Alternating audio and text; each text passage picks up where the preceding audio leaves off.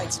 Bumpy road to the APC National Convention as the President meets Governor Buni in London and directs return to status quo ante in the party's leadership, asks APC governors not to hinder the party's unity. APC chieftain Bola Tinubu meets with the party's caucus in the National Assembly. He's with them to help him step into the president's shoes. PDP leadership pleads with members to put aside their differences to avoid jeopardizing their chances of taking back power in 2023. And Russia bombs theater in Mariupol where civilians are sheltering as President Putin declares his readiness to discuss neutrality of Ukraine. And more from our London studios and around the world in 5. On business news tonight, the House of Representatives seeks to investigate excessive and non-statutory charges by deposit money banks in the country.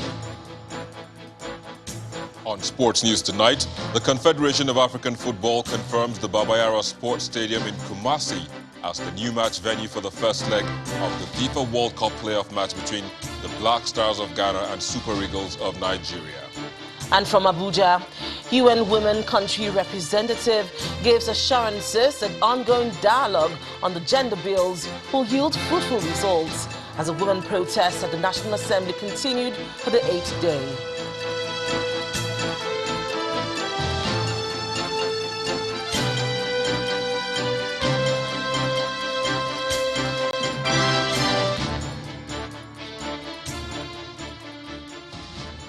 It appears the coming days promise some interesting happenings in the political space as parties gear up to choose their flag bearers ahead of the 2023 general elections. Now, first, a twist and turns in the All Progressives Congress today assumed a new dimension as the president directed a return to status quo ante in the leadership of the party, asking the governor of Yobe State, Maimala Buni, to take charge of the party's affairs.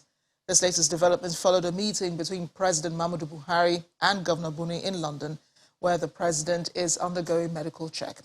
In a letter he signed personally and addressed to Governor Atiku Bagudu of Kebbi State, who is also the chairman of the Progressives Governors Forum, the president directs APC governors to stop further utterances that could lead to the disunity of the party.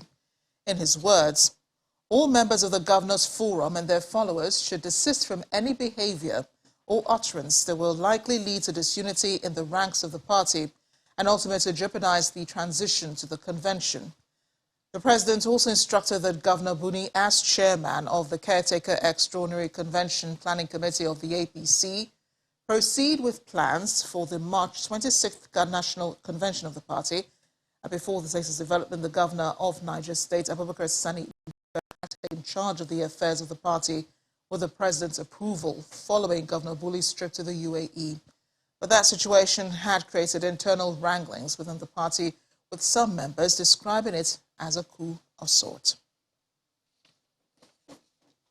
In the meantime, just after his meeting with President Muhammadu Buhari in London, the All Progressives Congress has cancelled its National Executive Council meeting slated for Thursday, March 17, 2022. In a statement signed by the National Secretary of the party's Caretaker Extraordinary Convention Planning Committee, Dr. John Akpanodoade, the cancellation is at the instance of the chairman, CECPC, and governor of Yobe State, Maimala Buni.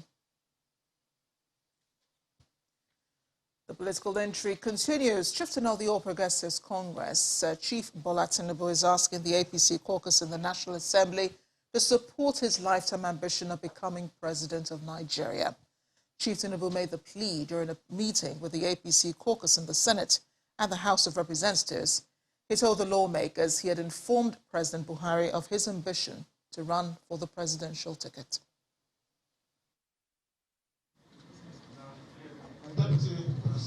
Party chieftain and presidential aspirant Mr. Bola Tinubu arrives with Senate President Ahmad Lawan for a meeting with the Senate APC caucus at the National Assembly. Once again, very important, as earlier announced. The political arena has been abuzz since his formal declaration to run for the office of the president in 2023. Mr. Tinubu has been meeting with various politicians and interest groups over his presidential ambition. And it is not surprising that he's extending a visit to party members in the federal legislature to intimate them of his ambition to vie for the party's presidential ticket. Why am I here? I came for your counsel, partnership, and support. The election is coming up in February. I can't do it by myself, and I can't do it by sitting at home, expecting that many friends, personal friends that I have here will do it for me. I believe jointly we can do it. You can back me successfully for the nomination of my lifetime ambition to become the president. Once again, all of us wish you well, wish you the best of luck, wish you success in this. And in the affair of fighting for APC to continue to be the ruling party in Nigeria, justifiably so, Your Excellency, we are with you. From the Senate, Mr. Tinubu moves to the meeting room in the House of Representatives to meet with over 200 APC members in the Green Chamber of the National Assembly. We have only seen one person running up and down,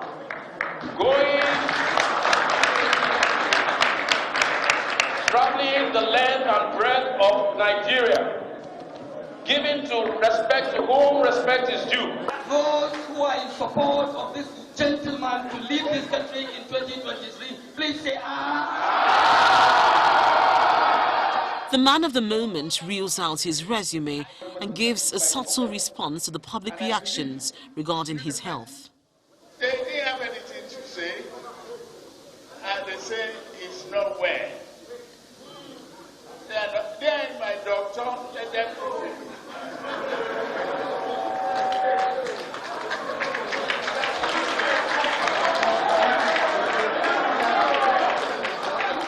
I wasn't applying to do a mixing of concrete and sand. I'm building 24 skyscraper. I'm only applying to do a great job, to think and do. Mr. Tinubu would leave the National Assembly possibly satisfied with the reception from APC lawmakers. Linda Kibi, Channels Television News. And as the APC is strategizing ahead of the 2023 general elections, the opposition People's Democratic Party is also putting its house in order for the contest. The party leadership is asking members to put aside differences if they must take back power in 2023. It formed part of the outcome of a series of meetings by various organs of the party in Abuja to map out its timetable and schedule for the 2023 general elections and discuss its primaries.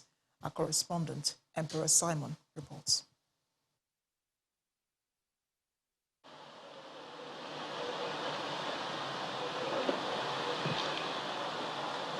Members of the People's Democratic Party, one after the other, arrive at the Akwa Ibom Governor's Lodge for the continuation of the 41st caucus meeting of the party, which started on Monday night.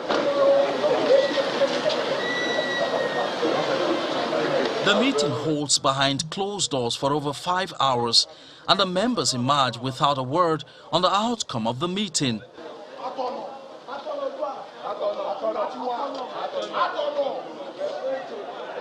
Moments later, members converge on the PDP National Secretariat for the 95th National Executive Committee meeting.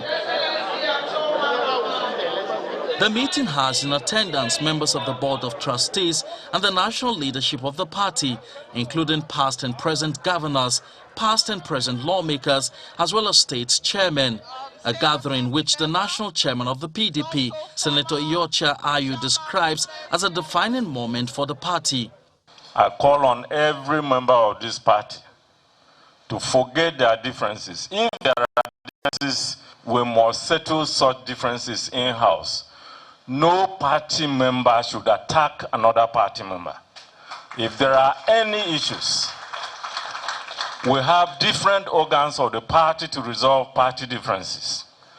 We work tirelessly We are talking to individual members who have differences among themselves, whether in the wards, whether in the local governments, whether in the states or the national level, because such distractions must not be allowed to continue. His view is reiterated by the chairman of the PDP Governors Forum, Governor Aminu Tambuwal of Sokoto State, and the House of Representatives Minority Leader, Honorable Ndidi Elumelu. In families, in communities, there must be disagreement. What is important is how to resolve them and to continue to hold together as a family with love, compassion, affection for one another and charging forward. And that is what we demand and we call on our leaders and members of the party. We must not lose focus. I urge all aspirants from House of Assembly to the top to rein in their supporters and guide their utterances. We must remain united so that Nigerians can march with us to take over governance in 2023. After the speeches, journalists are excused as the meeting continues behind closed doors. Emperor Simon, Channels Television News. In the meantime, the National Executive Committee of the PDP says, following extensive deliberations on issues of urgent national importance, as well as preparations for the 2023 general elections, it has resolved the following. That the NEC commended the efforts of the various organs of the party, the National Working Committee, the National Caucus, the National Assembly Caucus, the Board of Trustees, the PDP Governors Forum, and structures at various levels in stabilizing the party for the task ahead. The NEC also commended the commitments of the National Working Committee under the chairmanship of Senator Dr. Iyorchia Ayu to further unite and reposition the party ahead of the 2023 general elections. The NEC applauded the NWC for the success of the party in the local government elections in the FCT and the by-elections across the country. And it also commended the NWC for successful conduct of PDP primaries for Ekiti and Osun State governorship elections. Amongst its commendations for the NEC also go to condemning the abysmal corruption in the APC government, which is responsible, it says, for the excruciating fuel crisis and collapse of the national grid, which has crippled economic and social activities in the country. Away from politics, the federal government says the national grid, which collapsed some days ago, has been recovered, while efforts are ongoing to push more megawatts into the grid.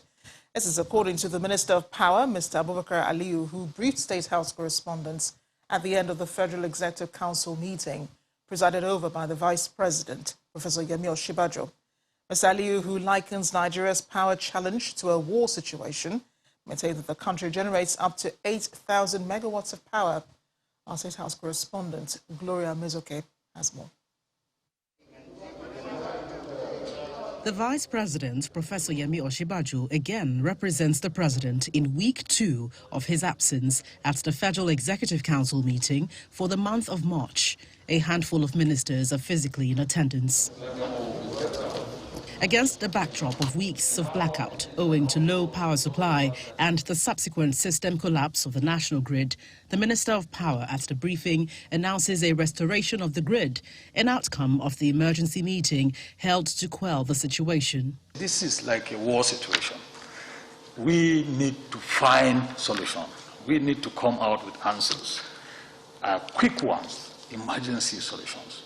The supply that goes down on the grid, it triggers some response.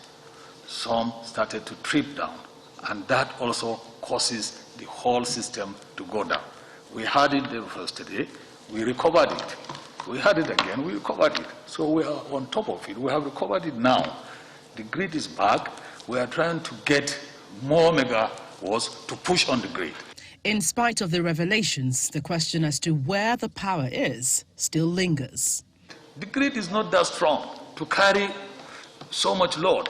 We have to maintain it and load it gradually. We have gotten approval now of about 5 billion, over 5 billion, to open up and expand Lagos, Ogun, where presently they may not be enjoying quality electricity. The Attorney General of the Federation and Minister of Justice also gave indications that the federal government will exploit all available options to take a concluding position regarding the rejected request by the President to the National Assembly to delete Section 84, subsection 12 of the 2022 Electoral Act. The government has a lot of options to consider and exploit. One of the options is to request or demand the National Assembly to reconsider. The other option, if the government feels strongly about it, it may consider the judicial option, which is equally available and open to all. And then the third option is to look at the law within the context and spirit of the law to see what it can do. The government is reviewing, the government is looking, and the government will come up with a position at the appropriate time. The council approved a total of 43 billion naira towards the completion of several roads and bridges across the country. From the presidential villa, Gloria Umezuke, Channels Television News. In part two, after the break, House of Representatives moves to end brain drain in tertiary institutions, wants automatic employment for first-class graduates. That's in a moment. Please join us again.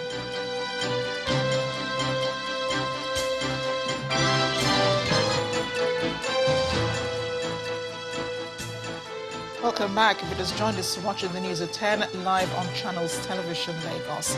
A reminder of our top stories. Bumpy road to the APC National Convention as the President meets Governor Buni in London and directs return to status quo ante in the party's leadership, asks APC governors not to hinder the party's unity. APC chieftain Bola Tinubu meets with the party's caucus in the National Assembly, pleads with them to help him step into the president's shoes.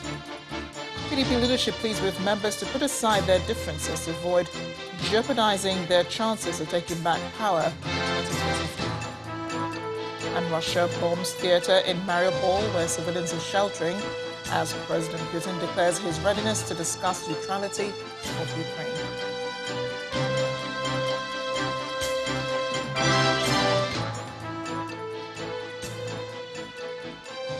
As part of steps towards repositioning the nation's education system, the House of Representatives wants automatic employment for first-class graduates from Nigerian institutions.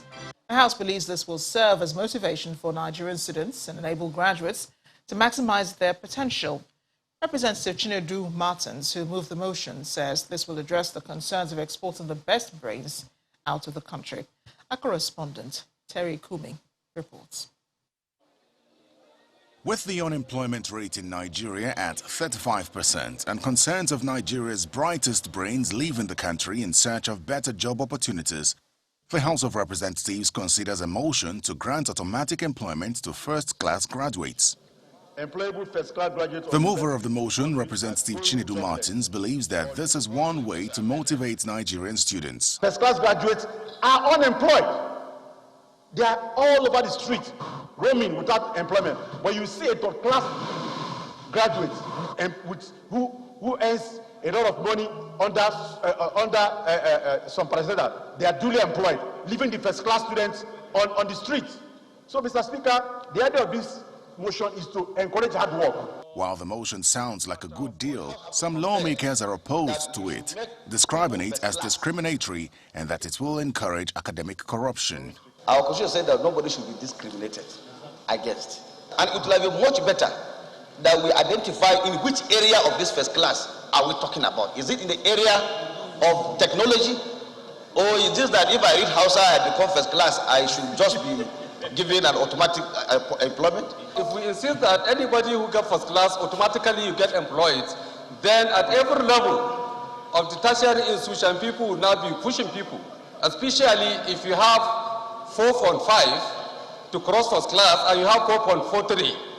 They will say, this is meaning, but let's just push it.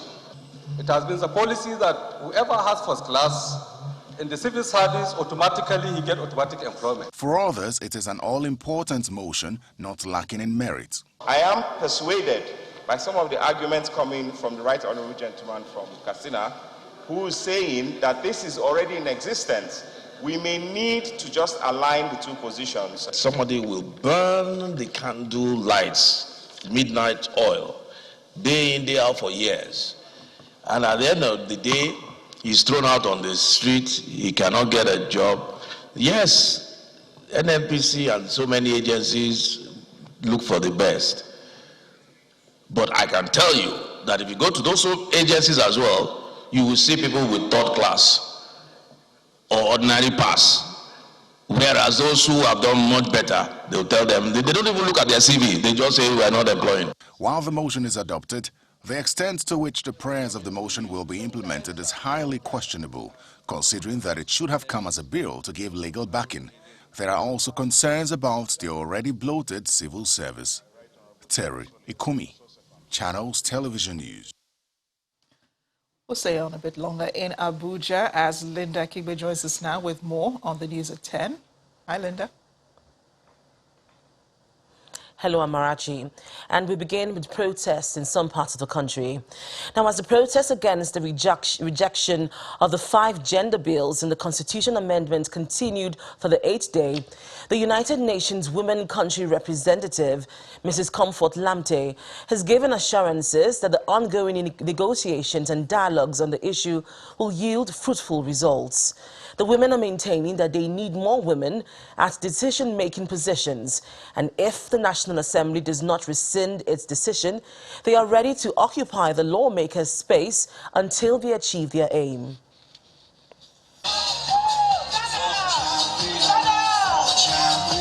It's the 8th day of the sit-out by women groups at the gate of the National Assembly in protest against the rejection of 5 gender bills.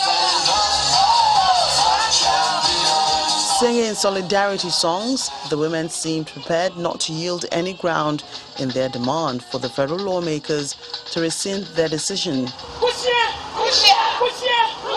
The UN Women Country Representative for Nigeria and ECOWAS, Mrs. Comfort Lamte, who joins the protest, assures them that their concerns are being given attention. I believe the National Assembly has heard you loud and clearly. They have seen you, and I'm sure they've heard you. And I'm confident that with all the efforts that you're doing outwardly, with the work that is going on behind the scenes, with everything that is, with what we are trying to do also as the UN to try to facilitate dialogue on these issues, that there will be the breakthrough that we are looking for. And speaking one after the other, the women say their demands are not just for themselves, but for the future generation. They also threaten to vote only women candidates in the upcoming elections. We were in all the process. Let them come and tell us whether in all the public hearing that they went to, whether they didn't find more women. We have evidence to show. For our courts in Lagos, there are more women in the house. So it is a decision that they need to make. And they better make that decision for the benefit of, or else the women will take over this country. 2023 may be a tough one, because if you don't have a party yet, or if you don't move quickly, and the political parties are not moving, especially the major political parties, they are not moving to put women in the respective positions. If they are not, there is so much that we can get in 2023. But I can tell you, the next election of 2027, oh boy, there will be many women governors. We will look forward to capturing the presidency unless we don't have qualified women that comes out. Whoever woman comes out as a presidential candidate, we will vote them. The protesters then break up into subgroups for workshops on the essence of unity amongst them. It's less than 2 weeks to the end of March, a month set aside to highlight the plight of women. And these women look set to go all the way to ensure that the federal lawmakers pass all 5 bills.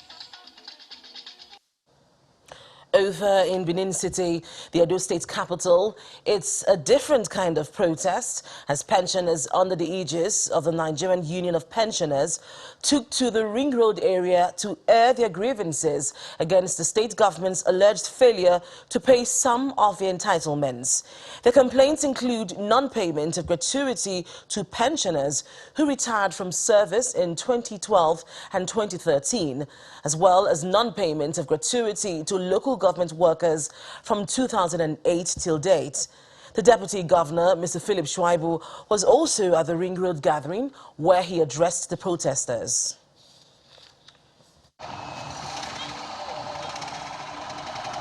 Vehicles almost at a standstill around the Ring Road area of Benin City, the Edo State capital, on Wednesday morning. The reason is right at the middle of the road. Pensioners have assembled here to air their grievances concerning the non-payment of certain entitlements.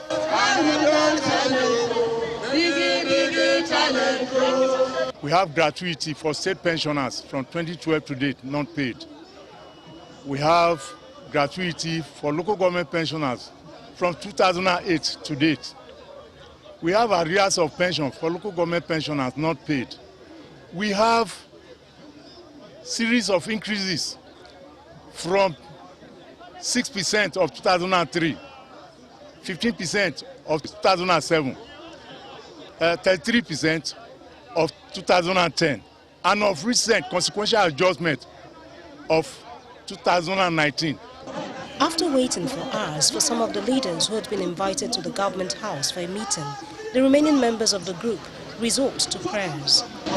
We have gone now, my Lord, to ask for our money. Let it be paid. Let it be paid. The leaders return, the Deputy Governor of the state, Mr. Philip Shuaibu, accompanying them.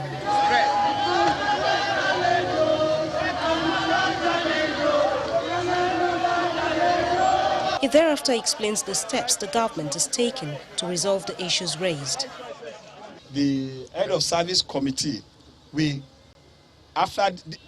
now continue with that discussion on how we will resolve this issue of these gratuities. And by harmonization, the issue of harmonization, we also checked it. We looked at it and we checked the figures. We said we will check. Now, the problem is, do we want to pay? Of course we want to pay because we want to take care of our senior citizens. But what is the modality? How do we raise this fund? These are the issues that we now need to deal with. This brief meeting leads to a close of the day's protest and an opening of the Ring Road for traffic to flow. Jessica Olugose, Channels Television News. Still ahead on the news at 10, lawmakers in the House of Representatives to investigate excessive and non-statutory charges by deposit money banks in the country. Please stay with us.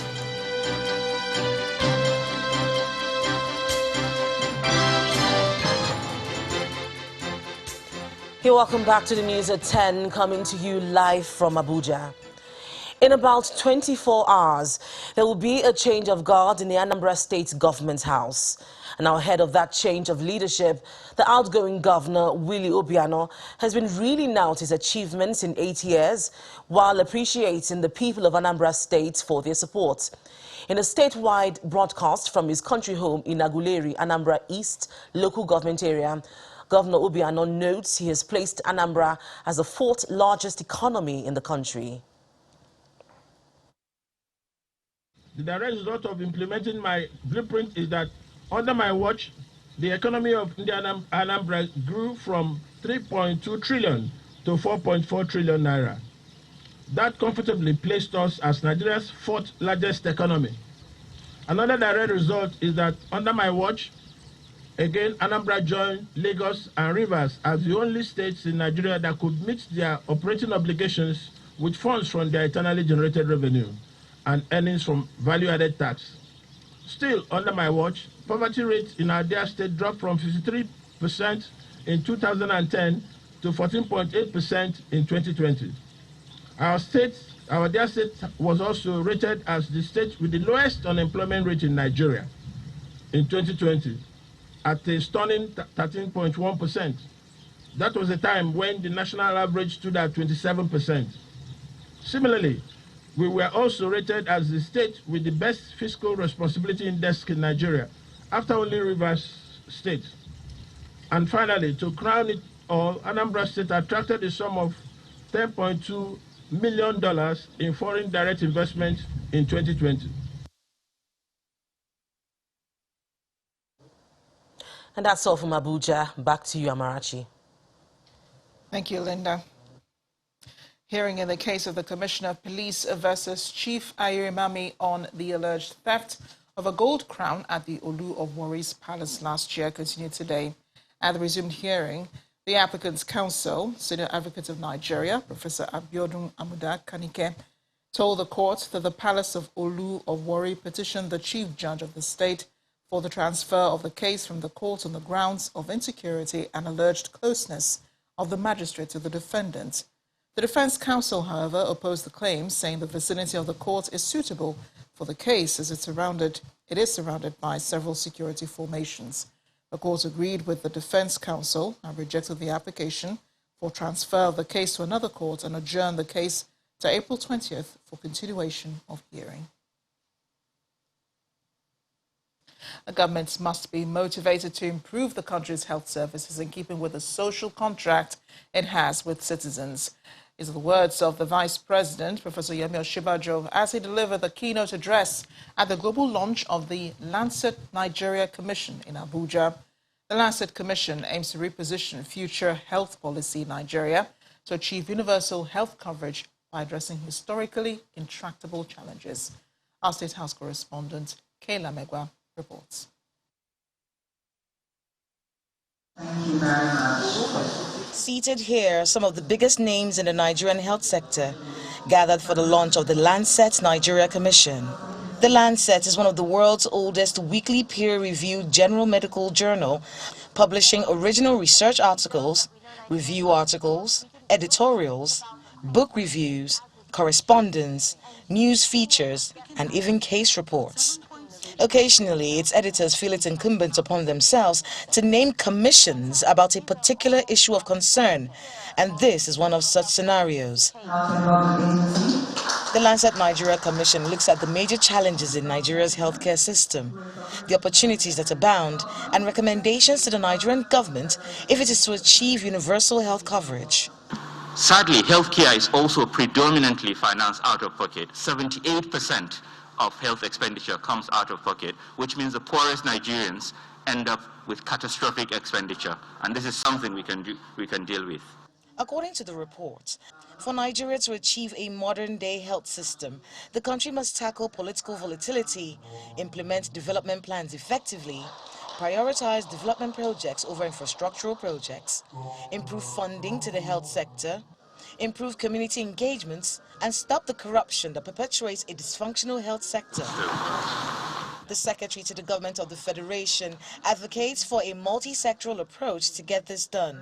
There is need for a surgical change in the health infrastructure. You can throw whatever amount of money you want to throw. If this system remains the way it is, the end product would not be of any benefit to the people of Nigeria. For the Vice President, the report, which he describes as timely, captures what must motivate governments to improve health services and fulfill a social contract to the people. I think the report captures what it is that must motivate government to be more concerned about health policy, and especially to place health policy at the center of the social compact between the Nigerian citizen and the state. One of the highlights of this particular report is the fact that Nigeria inherited a colonial healthcare system that focuses on curing diseases instead of preventing those diseases, and that is something that we've had to deal with as a nation for a very long time. This report contains 7 recommendations on how the government can position itself to handle the healthcare challenge in the country, and as the Vice President said, the government is already on course with doing that, but there's still a lot more that needs to be done. Kayla Megwa, Channels Television News. It's time for business news. Here's Teniola Shibawali. Banking, so easy, so simple. Dial *894# now to experience it. You first, First Bank.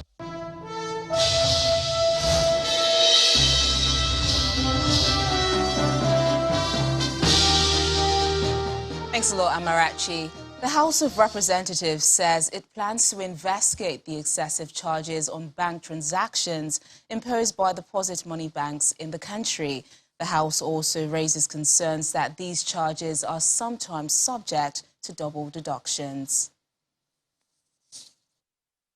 We House is aware that most of the deposit banks in Nigeria impose excessive and non-statutory charges on varying bank transactions carried out by customers. The House is also aware that in January 2020, the bid to, among other things, stop the indiscriminate imposition of charges by deposit money banks, the Central Bank of Nigeria, CBN, issued a guide to charges by banks, other financial institutions, and non-bank financial institutions, stating the approved bank charges to be imposed by deposit money banks.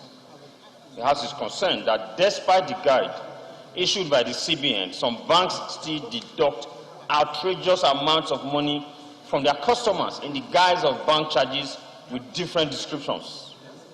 The House is worried that in most cases, the deductions are already covered by the CBN-approved monthly account maintenance fee, AMF, those amounting to double deductions.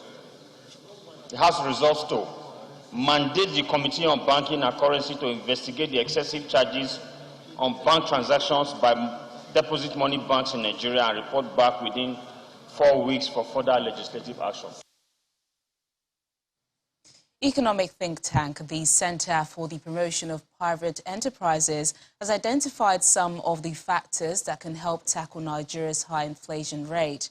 According to the CEO of CPPE, Dr. Muda Yusuf, the major issue needed to be addressed includes that all forms of taxes and levies on the importation of petroleum products should be suspended to give a respite on the high cost of energy, while highlighting the key drivers of inflation such as increase in transport and energy costs, high import duty on manufacturing inputs, as well as the worsening depreciation of the naira.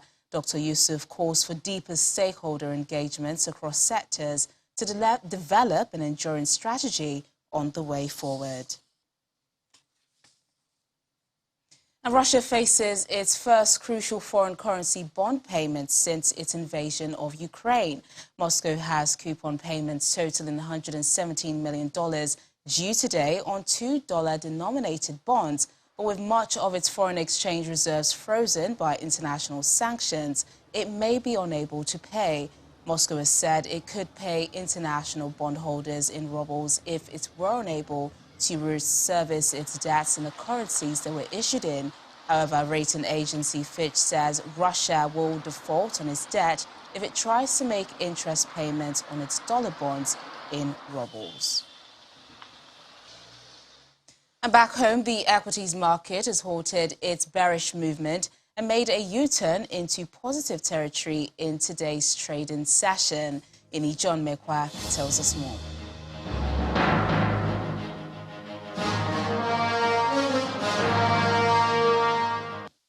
Well, thank you so much. Welcome to the Stock Market Report. Looks like the tide may be changing and investors at Nigeria's equity market may be turning their focus to bargain hunting as we see the return of the bull for the first time this week. The all-share index was up 0.05% and 12 billion naira added to the market value. Well, not enough to cover for the loss of the week so far, but at least it's a bit reduced for now. And for the second time this week, UBA and Access Bank are leading top trades list, while Zenith has now joined that group. Nigeria Police Microfinance Bank leads 17 other gainers, while Royal Exchange leads 14 other losers to give a positive market breath to the NGX for the midweek. Is this a dead cat bounce, or will this gain be sustained? Well, we'll find out tomorrow. That's the Stock Market Report. I'm John Mekwa.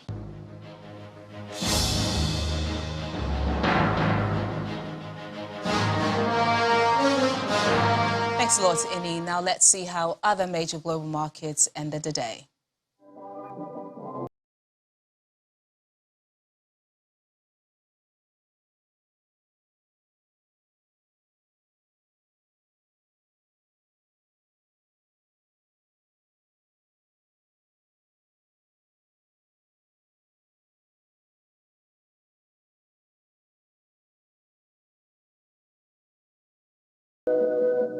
And that's Business News Tonight. It's back to Amarachi for the rest of the news at 10.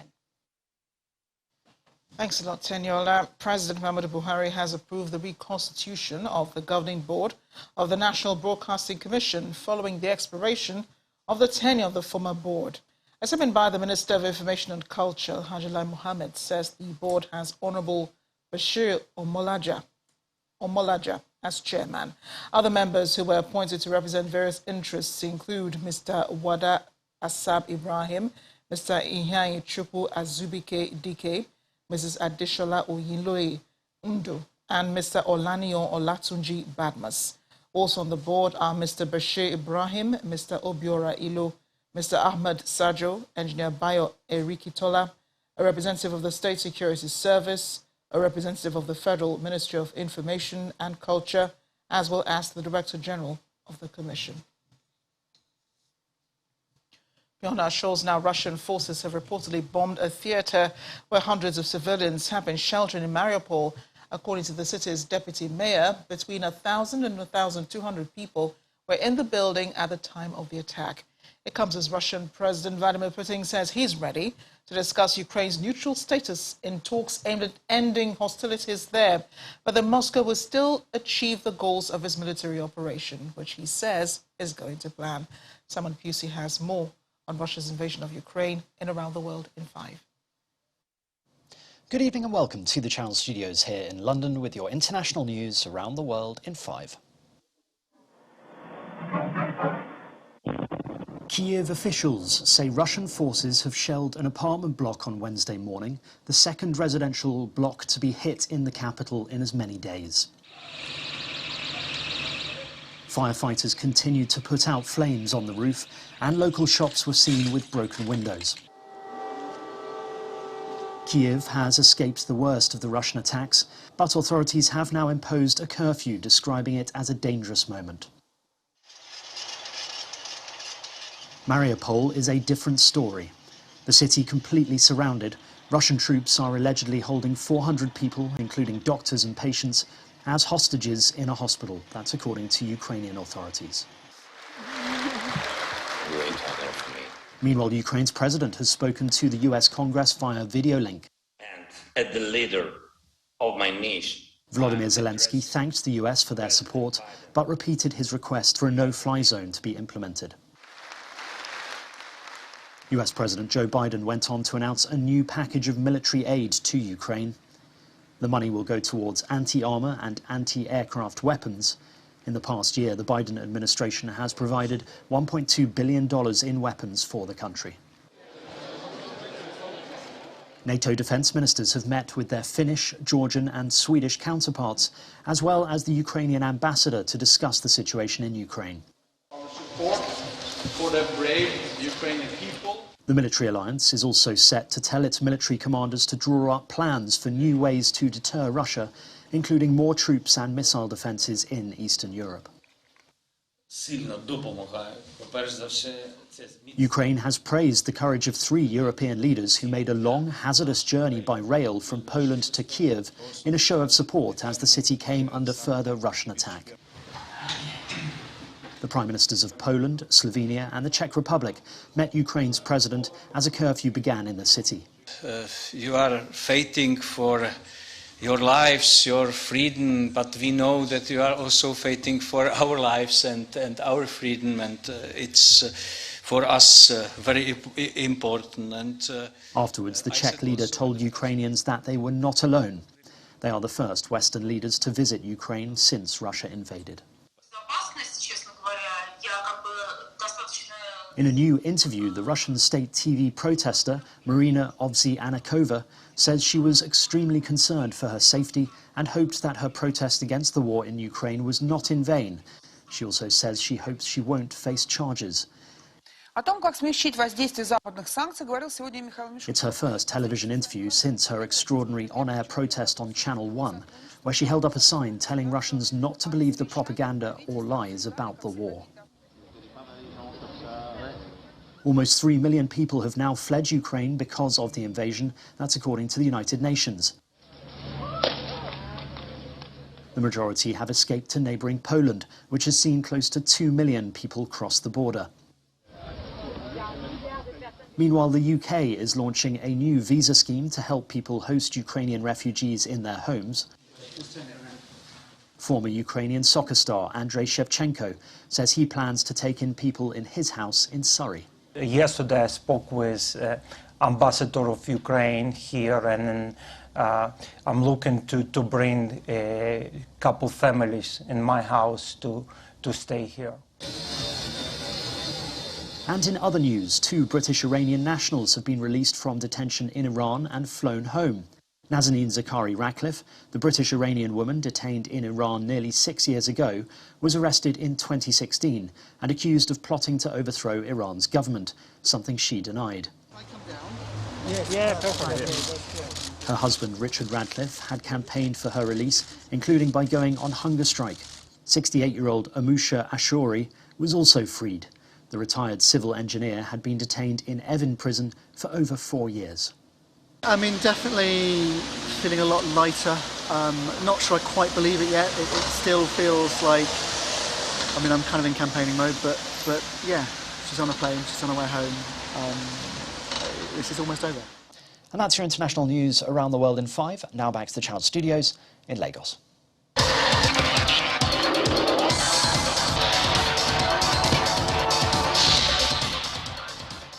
Thank you, Simon, and welcome to Sports News. Let's kick off with football. The Confederation of African Football has granted a one-match approval for Baba Yara Sports Stadium in Kumasi to host the FIFA World Cup playoff match between the Black Stars of Ghana and the Super Eagles of Nigeria.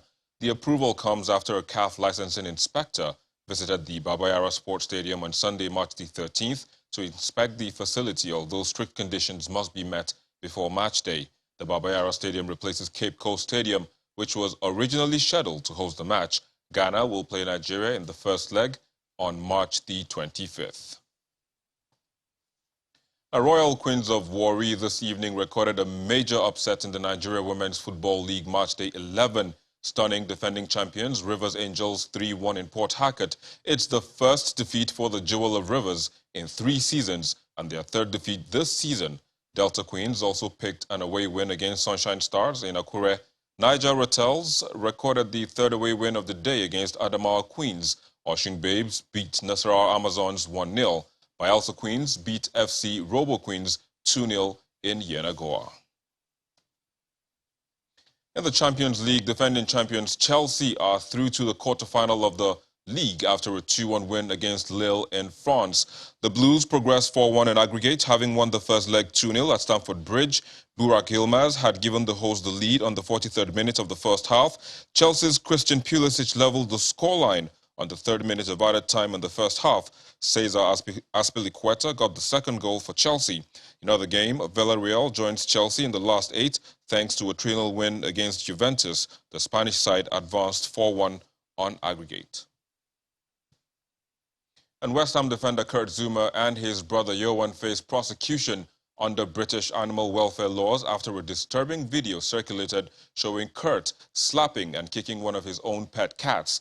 The viral video, filmed by Yohan and posted on social media last month, showed Kurt dropping the tabby cat and kicking it across the floor. Animal welfare charity, the RSPCA, have taken 2 cats belonging to Zouma into its care following the incident. And that's a wrap on Sports News. It's back to Amarachi with the wrap of the news at 10.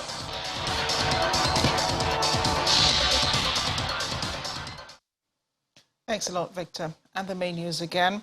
President Muhammadu Buhari today met with the chairman, Caretaker Extraordinary Convention Planning Committee, Governor Maimala Buni in London, and directed a return to status quo ante in the party's leadership. He also asked APC governors not to hinder the party's unity.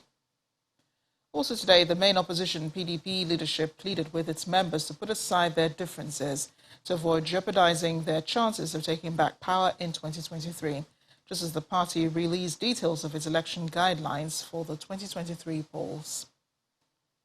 An APC chieftain, Bola Tinubu, today met with the party's caucus in the National Assembly, pleaded with them to help him step into the president's shoes in 2023. That's all the news at 10 tonight. Thanks for watching. I'm Amarachi Ubani. Good night.